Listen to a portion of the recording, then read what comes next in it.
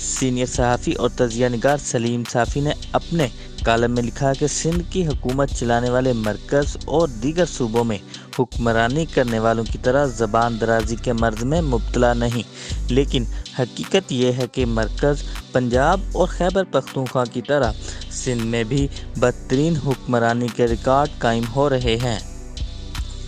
Corruption ایسی ہے کہ لوٹ مار کا لفظ بھی اس کا احاطہ نہیں کر سکتا۔ ماضی کی طرح کئی جگہوں پر پولیس بھی حکومتی سرپرستی میں جرائم میں ملوث ہے۔ بدقسمتی یہ تھی کہ بلاول سے جو توقعات وابستہ تھی وہ ان کے والد صاحب کی وجہ سے خاک میں مل گئی، جبکہ وزیر اعلیٰ مراد علی شاہ سے جو توقعات وابستہ تھی وہ خاک میں مل گئی۔ ابتدا میں کسی حد تک مقتدر حلقوں کا خوف تھا، جس کی وجہ سے ہاتھ کچھ ہلکا رکھا جا رہا تھا، لیکن جب سے پی ڈی ایم سے دغا کے بدلے میں بلاول صاحب کو غالباً کیسز میں بھی ڈھیل مل گئی تو تب سے دوبارہ پیپلز پارٹی کی حکومت اور قیادت نے بڑی ڈٹائی کے ساتھ سابقہ حرکتیں شروع کر دیں۔ نہ جانے یہ پیپلز پارٹی کی قیادت کی سوچی سمجھی سازش ہے یا پھر مطلق حکمرانی کی خواہش کی وجہ سے وہ ایسا کر رہی ہے، لیکن حقیقت یہ ہے کہ یہ رویہ اردو بولنے والوں کو بالخصوص، جبکہ کراچی اور حیدرآباد میں رہنے والے ہر شہری کو بالعموم غصہ دلا رہا ہے۔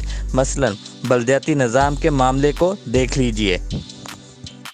پیپلز پارٹی بلدیات کا ایسا نظام لانا چاہتی ہے جو مقامی حکومتوں کی روح سے یکسر خالی ہے۔ دوسری طرف گزشتہ دور میں اپنے ہی بنائے ہوئے قانون میں وہ ایسی ترامیم لے آئی کہ بلدیاتی اداروں کے بچے کھچے اختیارات کا ایک بڑا حصہ صوبائی حکومت کو منتقل کر دیا گیا۔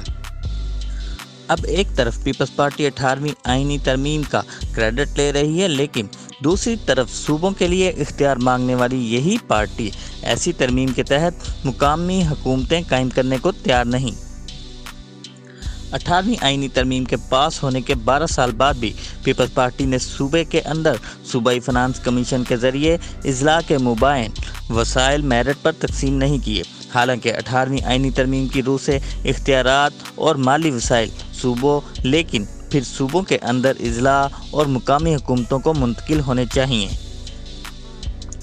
مقامی حکومتوں کے حوالے سے اس ناجائز اور غیر جمہوری سلوک پر جب اہل کراچی اور اہل حیدرآباد کی نمائندگی کرتے ہوئے اپوزیشن جماعتوں نے احتجاج کیا تو بجائے اس کے کہ ان کے اعتراضات کو رفع کیا جاتا، بلاول بھٹو نے اردو بولنے والے مہاجروں کی نمائندگی کرنے والی ایم کیو ایم اور پی ایس پی کے خلاف انتہائی نامناسب زبان استعمال کی، جس پر اردو بولنے والوں کا بھڑک جانا ایک فطری امر تھا، جسے صرف مذکورہ دو جماعتوں نے نہیں بلکہ ہر مہاجر نے اپنی توہین سمجھا۔ بلاول بھٹو کو یہ حقیقت معلوم ہونی چاہیے کہ مہاجروں نے اس وطن کے لیے ہجرت کی اور اس کے وسائل پر ان کا حق اگر دوسرے پاکستانیوں سے زیادہ نہیں تو کم بھی نہیں۔ ہر مہاجر الطاف حسین یا اس کا پیروکار نہیں، اور اگر ایم کیو ایم نے ماضی میں تشدد کا راستہ اپنا کر غلطی کی ہے تو پیپلز پارٹی کی تاریخ بھی اس حوالے سے قابل فخر نہیں۔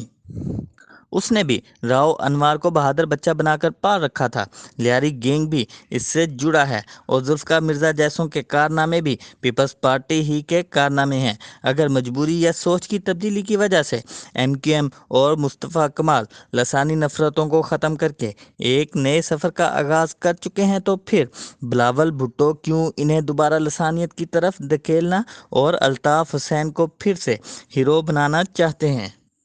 بلاول بھٹو اگر سندھ پر حکمرانی کرنا چاہتے ہیں تو پھر انہیں کراچی، جو سندھ کا دارالحکومت ہے، کو بھی لاڑکانہ کی طرح اپنا شہر سمجھنا ہوگا۔ حالانکہ اندرون سندھ میں بھی پیپلز پارٹی کے پاس چند اسپتالوں اور تھر کے چند منصوبوں کے سوا عوام کو دکھانے کے لیے کچھ نہیں۔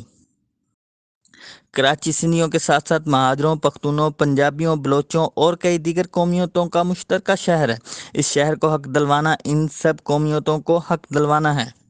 بلاول صاحب جو عزت اور اختیار سندھیوں کے لیے چاہتے ہیں، وہ عزت اور اختیار انہیں کراچی اور حیدرآباد والوں کو بھی دینا ہوگا۔ وہ جو وسائل اور اختیار صوبے کے لیے مانگتے ہیں، وہ انہیں اضلاع اور سٹی کی حکومتوں کو بھی دینا ہوں گے۔ وہ اگر اس طرح نفرتوں کو ہوا دیتے رہے تو خدا نخواستہ کراچی اور حیدرآباد میں اب کی بار ایسی آگ بھڑکے گی جو صرف سندھ نہیں بلکہ پورے پاکستان کو بھسم کر سکتی ہے، اور پھر